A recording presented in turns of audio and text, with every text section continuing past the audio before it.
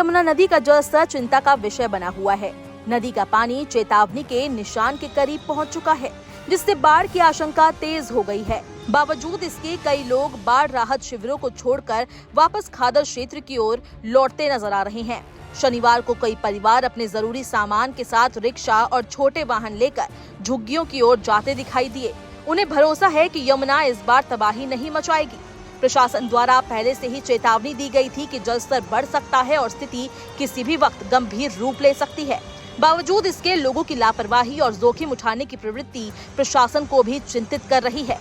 खादर क्षेत्र में रहने वाले अधिकतर लोग उत्तर प्रदेश और बिहार से आकर बसे हुए हैं।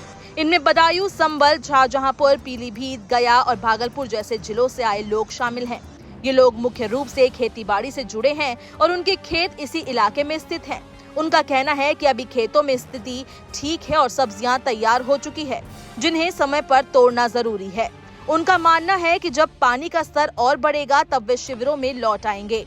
कुछ लोगों ने राहत शिविरों में व्यवस्था को लेकर भी नाराजगी जताई है। उनका कहना है कि शिविरों में सफाई, बिजली और भोजन जैसी मूलभूत सुविधाओं की कमी है, जिसकी वजह से वे वापस अपने अस्थायी घरों की ओर लौटने को मजबूर हैं। इसी बीच मयूर विहार और लोहा पुल के पास बने राहत शिविरों से लोगों का पलायन जारी है। शनिवार को यमुना का जलस्तर लगभग 204.06 मीटर रिकॉर्ड किया गया, जो कि चेतावनी के निशान के बहुत करीब है। वहीं लोहा पुल से ली गई ड्रोन तस्वीरों में भी देखा गया कि पानी तेजी से बढ़ रहा है। दिल्ली प्रशासन स्थिति पर नजर बनाए हुए है। पूर्वी दिल्ली के जिला मजिस्ट्रेट की देखरेख में बाढ़ राहत शिविरों की व्यवस्था की गई है। मुख्यमंत्री रेखा गुप्ता ने खुद यमुना बाजार और आसपास के क्षेत्रों का दौरा कर हालात का जायजा लिया। उन्होंने कहा कि फिलहाल स्थिति नियंत्रण में है और सरकार हर संभव सहायता देने के लिए तैयार है। सीएम रेखा गुप्ता ने बताया कि अभी जलस्तर लगभग 206 मीटर के आसपास है, लेकिन ये खतरे के निशान को पार नहीं कर पाया है। राहत शिविरों में लोगों को भोजन, पीने का पानी और चिकित्सा सेवाएं उपलब्ध कराई जा रही है। साथ ही जिन लोगों ने सुरक्षित स्थानों पर जाने का निर्णय लिया है, उनके लिए स्कूलों को अस्थायी निवास में बदला गया है।